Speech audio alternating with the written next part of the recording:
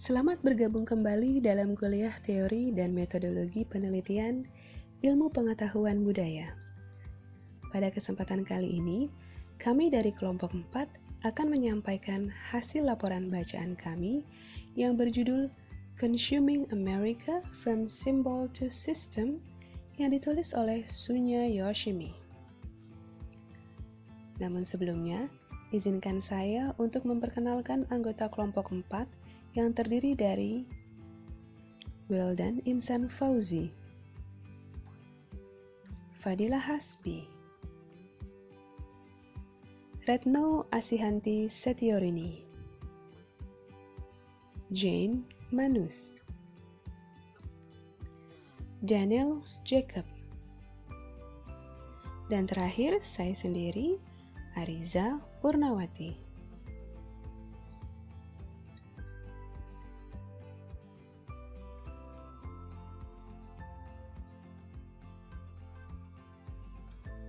Consuming America from Symbol to System adalah salah satu penelitian dalam buku Consumption in Asia yang membahas bagaimana bentuk konsumerisme terjadi di negara-negara Asia.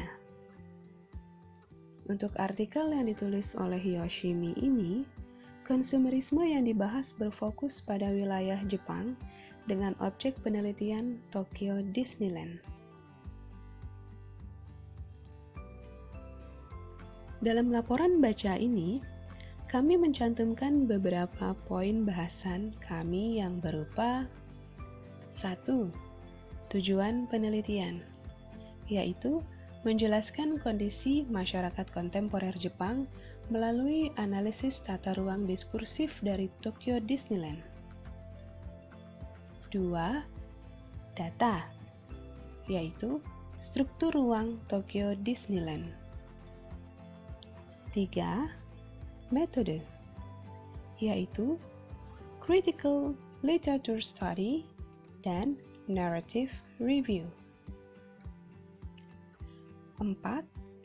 Fokus penelitian, yaitu bagaimana konstruksi ruang Tokyo Disneyland merepresentasikan karakter generasi muda Jepang, sekaligus menjadi bukti terjadinya transformasi sosial masyarakat Jepang kontemporer sejak tahun 1970-an. Untuk menjelaskan poin-poin tersebut, kami akan membagi pembahasan ini sebagai berikut. 1. Sejarah Amerikanisasi di Jepang. 2. Struktur ruang Tokyo Disneyland. Dan 3. Amerikanisasi di Jepang dalam topografi identitas saat ini. Mari kita mulai pembahasan ini dengan sejarah Amerikanisasi di Jepang. Budaya Amerika mulai mempengaruhi kehidupan masyarakat di Jepang sejak sebelum Perang Dunia II, yaitu di akhir tahun 1920-an. Kehidupan dengan gaya Amerika mulai diterapkan di Tokyo dan Osaka. Dalam tulisannya, Yoshimi mengutip pendapat Soichi Oya yang berbunyi seperti ini. Aspek lain dari Amerikanisasi yang telah tersebar di kota-kota besar seperti Osaka adalah realisasi kehidupan yang modern, dan Osaka disebut sebagai Amerikanya Jepang. Ia juga menjelaskan bahwa Osaka menjadi pusat budaya Amerika di Jepang yang tersebar di akhir tahun 1920-an. Yoshimi menekankan bahwa Amerikanisasi yang terjadi di Jepang secara luas di akhir tahun 1920-an tidak hanya mengimpor budaya Amerika, tapi juga sampai pada tahap terobsesi oleh produk-produk Amerika. Meskipun Amerika sering dikatakan telah menjadi budaya populer di Jepang, produk-produk Amerika dikonsumsi setelah dinaturalisasi ke dalam budaya Jepang. Seiring berjalannya waktu, kemasyhuran Osaka sebagai Amerikanya Jepang digantikan oleh Ginza yang setelah tahun 1930-an menjadi pusat kebudayaan modern di Jepang. Menariknya, Ginza menjadi kota besar yang modern sejak tahun 1930-an hingga 1960-an. atau setelah Perang Dunia II. Bahkan di tahun 1960-an, Ginza sudah memiliki lebih dari 500 pusat perbelanjaan dengan konsep street shopping. Amerikanisasi kemudian semakin kuat ketika masyarakat Jepang mulai mengasosiasikan berbagai image film dan dunia Disney, serta Amerika sebagai simbol kekayaan dan kebaruan. Di tahun 1958 saja, Nippon TV mulai meluncurkan program TV mingguan yang bernama Disneyland. Disinilah kemudian proses Amerikanisasi tahap 2 masuk dalam kehidupan orang-orang muda di Jepang.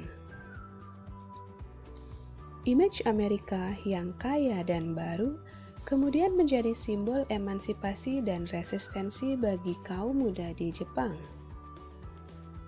Pada masa ini, muncullah berbagai genre musik mulai dari jazz hingga rockabilly boom, dan muncul pula Sun Generations yang dipengaruhi oleh novel terlaris Shintaro Ishihara yang berjudul The Season of the Sun. Kemunculan mereka juga diikuti dengan lahirnya generasi Roppongi dan Harajuku. Amerikanisasi di Jepang kemudian mengalami transformasi struktural sejak tahun 1970-an. Singkatnya, transformasi ini adalah salah satu bentuk dari Amerika sebagai simbol menjadi Amerika sebagai sistem. Seperti kemajuan McDonald's di Jepang dan kelahiran Tokyo Disneyland merupakan salah satu contoh Amerika sebagai simbol menjadi Amerika sebagai sistem. Budaya Amerika terus bergerak maju dari tahun 1970-an hingga saat artikel ini ditulis. Dan kehadiran Tokyo Disneyland menandai pesatnya transformasi struktural makna Amerika bagi masyarakat Jepang. Pembahasan selanjutnya yaitu mengenai Tokyo Disneyland dalam struktur dan ruang. Untuk melihat bagaimana unsur Amerikanisme ada dalam Tokyo Disneyland, Yoshimi menggunakan tata ruang diskursif Tokyo Disneyland yang artinya mengamati ruang-ruang dalam Tokyo Disneyland secara keseluruhan dengan konsep yang logis. Tokyo Disneyland dibangun ketika Jepang menghadapi bubble economy atau kondisi di mana perekonomian pada saat itu sedang meningkat. Tokyo Disneyland dirancang dengan desain yang menggambarkan kehidupan negeri Disney. Di sini, pengunjung tidak akan melihat dunia lain selain dunia Disney. Pengunjung akan diarahkan mengikuti alur ruang yang telah diatur sedemikian rupa, sehingga aktivitas pengunjung di tiap ruang tidak mempengaruhi ruang yang lain. Setiap ruang menawarkan kegembiraan yang spesifik, dan pengunjung diajak untuk menikmati setiap kegembiraan yang spesifik itu. Di dalam Tokyo Disneyland terdapat 5 wahana yang akan pengunjung masuki. World Bazaar, yang merupakan area jajaran pertokoan yang mengangkat tema jalanan lawas di Amerika, diletakkan di bagian depan Tokyo Disneyland. Di area ini, pengunjung dapat menemukan berbagai toko menarik yang tentu saja mengajak pengunjung untuk berpetualang dalam dunia belanja. Konsep ini seperti street shopping yang sudah ada di Ginza di tahun 1930-an, yang tentunya sudah kita bahas di slide sebelumnya. Setelah melewati area World Bazaar, pengunjung akan langsung menemukan simbol dari Tokyo Disneyland, yaitu Istana Cinderella yang ada dalam Fantasyland. Kemudian, setelah itu, pengunjung dapat masuk ke Tomorrowland yang memberikan sensasi dunia luar angkasa dan dunia masa depan seperti di dalam film Disney. Selain itu ada Westernland yang mengambil tema masa reklamasi di negara barat yang penduduknya masih menaiki kereta tambang di tengah-tengah gurun. Dan yang terakhir yaitu Adventureland yang memberikan pengunjung pengalaman seperti di film Pirates of the Caribbean atau mengeksplorasi hutan misterius bersama kapten kapal di Jungle Cruise Wildlife Expedition. Secara umum, konsep Tokyo Disneyland merujuk pada realitas kehidupan orang-orang di Jepang setelah tahun 1970-an yang juga refleksi dari kawasan Shibuya yang menjadi salah satu tempat berkumpul orang-orang di Jepang pada masa itu. Kawasan Shibuya adalah salah satu tempat berkumpul yang menyajikan spot-spot paling modis di Tokyo. Perubahan ini diprakarsai oleh pembangunan kembali distrik Kondori atau Park Street di Shibuya oleh Seibu Group yang merupakan salah satu perusahaan retail terbesar di Jepang. Pada tahun 1973, Seibu membangun gedung komersial baru bernama Parco di tengah Kondori. Setelah itu, Seibu menciptakan gambar baru Shibuya di sekitar Kondori dan daerah ini menjadi teater budaya terbuka di mana setiap konsumen dapat mengambil peran citra diri mereka. Setelah membahas sejarah Amerikanisasi dan struktur ruang Tokyo Disneyland, kita akan sampai pada pembahasan terakhir yaitu Amerikanisasi di Jepang dalam topografi identitas saat ini. Untuk melihat bagaimana Amerikanisasi di Jepang dalam topografi identitas saat ini, menurut Yoshimi, perlu melihat perubahan yang terjadi sejak tahun 1970-an. Dengan mengamati prosesnya sejak tahun 1970-an, maka nampak perspektif orang Jepang tentang Amerika.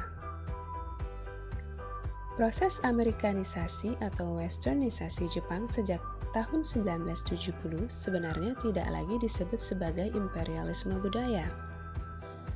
Bahkan bukan juga domestikasi budaya. Akan tetapi, Yoshimi menyebutkan sebagai proses internalisasi atau menyerap budaya Amerika dan sekaligus eksternalisasi dalam bobot yang sama. Jepang menciptakan ruang rekreasi atau taman hiburan dengan mengadaptasi model Disneyland. Hal ini disebut sebagai internalisasi dan sekaligus menjualnya atau yang disebut dengan eksternalisasi. Eksternalisasi ini diwujudkan melalui strategi eksotisasi Jepang untuk menarik konsumen yang artinya Jepang telah mengglobalkan dirinya. Dengan kata lain, Tokyo Disneyland adalah produk internalisasi dan eksternalisasi budaya Amerika.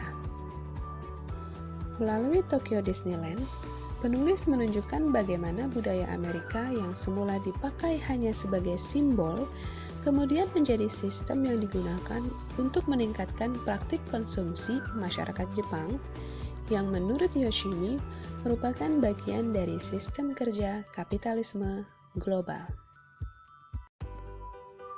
Akhirnya kita telah sampai pada kesimpulan dari laporan bacaan kami mengenai Consuming America from Symbol to System. Di akhir laporan ini, kami menemukan signifikansi dan keterbatasan penelitian pada artikel ini.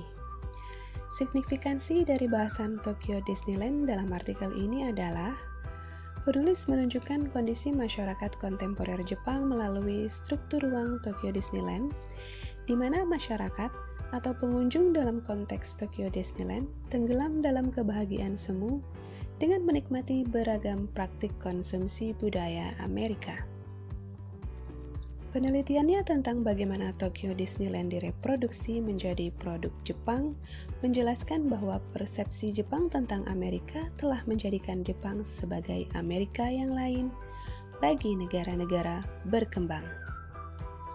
Adapun karena perhatian penulis terfokus pada kaitan antara Tokyo Disneyland dengan masyarakat Jepang kontemporer, khususnya yang menjadi dewasa setelah tahun 1970-an, Artikel tidak menjelaskan bagaimana persepsi generasi 1930-an dan 1950-an tentang Amerika setelah 1970-an. Kedua generasi itu hidup dalam pemaknaan Amerika yang berbeda dari Amerika yang dewasa setelah 1970-an.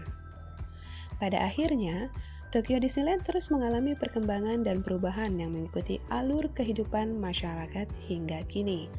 Dan jumlah pengunjung Tokyo Disneyland terus mengalami peningkatan dari tahun ke tahun. Sekian laporan bacaan ini kami sampaikan. Semoga informasi yang kami berikan dalam laporan bacaan ini dapat bermanfaat bagi Anda semua.